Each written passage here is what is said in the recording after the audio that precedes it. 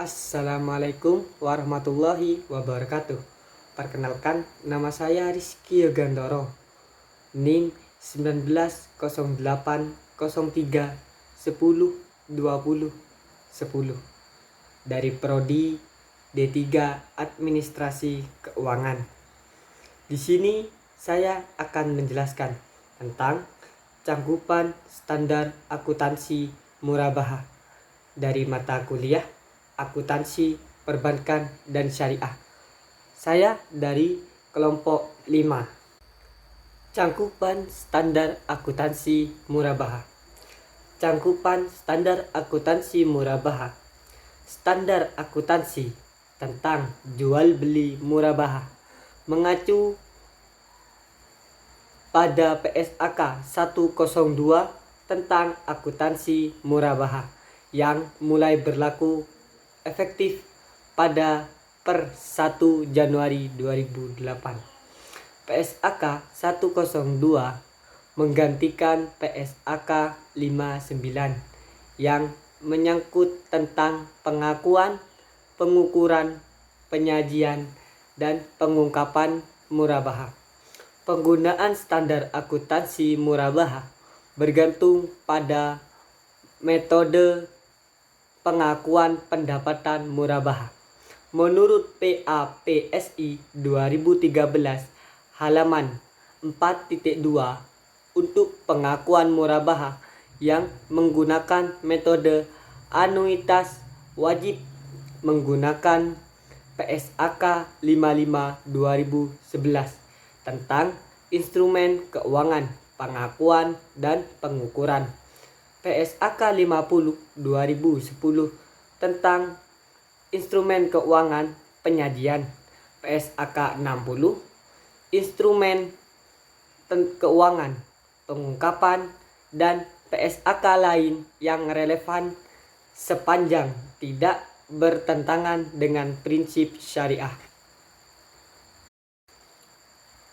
Murabahah berdasarkan PSAK No. 102 tentang akuntansi murabahah.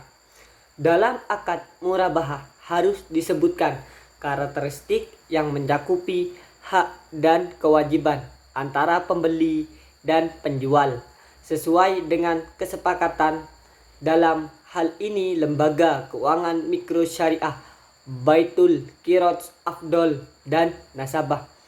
Lembaga keuangan mikro syariah Baitul Qirot Afdol cabang Law Semawe dalam kegiatan operasionalnya telah menerapkan akad murabahah berdasarkan dengan yang ditetapkan oleh IAI dalam PSAK No. 102 tentang akuntansi murabahah.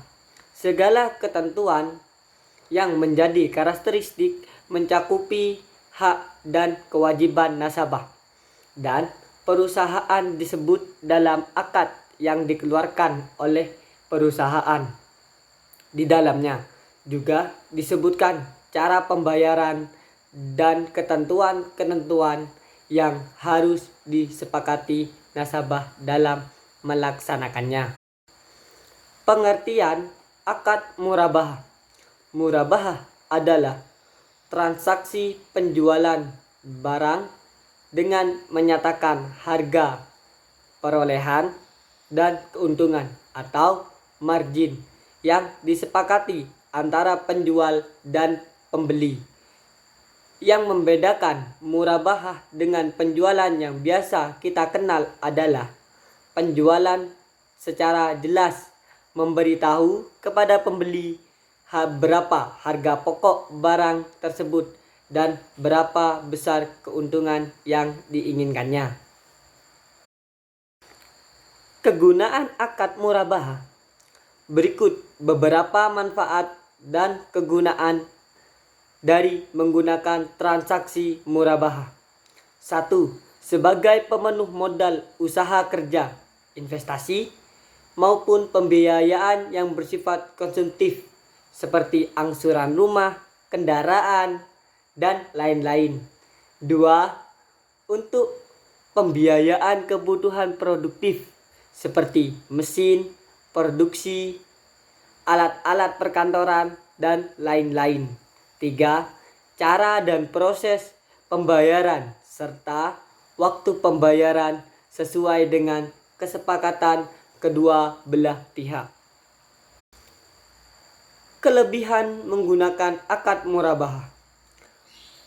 Akad murabahah sering dipilih untuk digunakan dalam transaksi jual beli, tentu karena memiliki banyak keuntungan maupun kelebihan dari cara lainnya. 2. Keuntungan diketahui dan ditentukan secara jelas di awal transaksi dan merupakan hasil dari kesepakatan kedua belah pihak. Hal ini tentu berbeda dengan akad mudharabah dan musyarakah yang keuntungannya tidak boleh ditentukan di awal karena harus disesuaikan setelah mengetahui hasil usaha nasabah. 3. Margin atau keuntungan murabahah bersifat tetap atau certainty apabila sudah disepakati oleh kedua belah pihak maka tidak dapat diubah. 4. Transaksi murabahah apabila dilakukan secara kredit dinilai memiliki resiko yang lebih rendah karena tidak berhubungan dengan kondisi usaha nasabah tersebut, baik itu mengalami untung maupun rugi. Transaksi utang piutang itu wajib diselesaikan oleh nasabah sesuai dengan perjanjian yang telah disepakati. Selanjutnya, pembiayaan murabahah. Pembiayaan merupakan sebuah produk penyaluran dana kepada masyarakat pada suatu lembaga keuangan. Pembiayaan terdapat pula beberapa jenis. Salah satunya pembiayaan jual beli. Dalam hal syariah, pembiayaan jual beli terdiri dari pembiayaan murabahah, salam, dan istihna.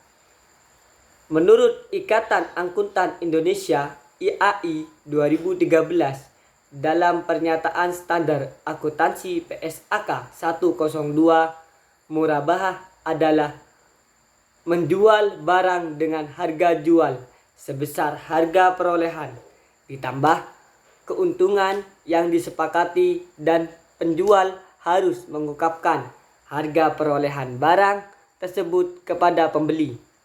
Pembiayaan murabahah dapat dikatakan sebagai pembiayaan dengan prinsip jual beli di mana pihak penjual wajib memberitahu harga pembelinya dan keuntungan yang diambil kepada pembeli sehingga pembeli mengetahui harga aslinya dan keuntungan yang diambil oleh lembaga keuangan. Dalam Islam, perdagangan dan perniagaan selalu dihubungkan dengan nilai-nilai moral. Contohnya, setiap pedagang atau penjual harus menyatakan kepada pembeli bahwa barang tersebut layak dipakai dan tidak ada cacat. Apabila barang dalam kondisi tidak layak pakai, maka penjual harus memberitahukan kepada pembeli. Syarat-syarat murabahah antara lain, penjual memberitahu biaya modal atau harga pokok kepada nasabah. Kontrak pertama harus sah sesuai dengan rukun yang ditetapkan. Kontrak harus bebas riba.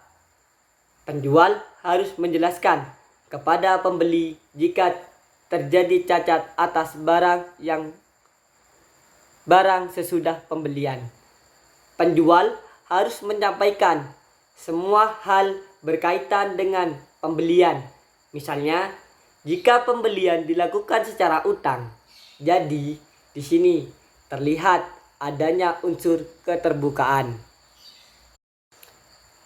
Pernyataan Standar Akuntansi Keuangan PSAK 0102 tentang akuntansi murabahah. Dalam PSAK 0102 dinyatakan bahwa karakteristik murabahah sebagai berikut. IAI 2013. 1. Murabahah dapat dilakukan berdasarkan pesanan atau tanpa pesanan. Dalam murabahah berdasarkan pesanan, penjual melakukan pembelian barang setelah ada pemesanan dari pembeli. 2. Murabahah berdasarkan pesanan dapat bersifat mengikat atau tidak mengikat pembeli untuk membeli barang yang dipesannya. Dalam murabahah, pesanan mengikat pembeli tidak dapat membatalkan pesanannya. Jika aset murabahah yang telah dibeli oleh penjual mengalami penurunan nilai sebelum diserahkan kepada pembeli, maka penurunan nilai tersebut menjadi tanggungan penjual dana akan mengurangi nilai akad. 3. Pembayaran murabahah dapat dilakukan secara tunai atau tangguh. Pembayaran tangguh adalah pembayaran yang dilakukan tidak pada saat barang diserahkan kepada pembeli, tetapi pembayaran dilakukan secara angsuran atau sekaligus pada waktu tertentu. 4. Akad murabahah memperkenankan penawaran yang berbeda untuk cara pembayaran yang berbeda sebelum akad murabahah dilakukan. Namun jika akad tersebut disepakati, maka hanya ada satu harga atau harga dalam akad yang digunakan. Sekian, terima kasih presentasi dari saya. Bila ada kata salah, mohon dimaafkan. Jika ada kurang atau bagaimana bisa komen di bawah. Kurang lebihnya mohon maaf. Assalamualaikum warahmatullahi wabarakatuh.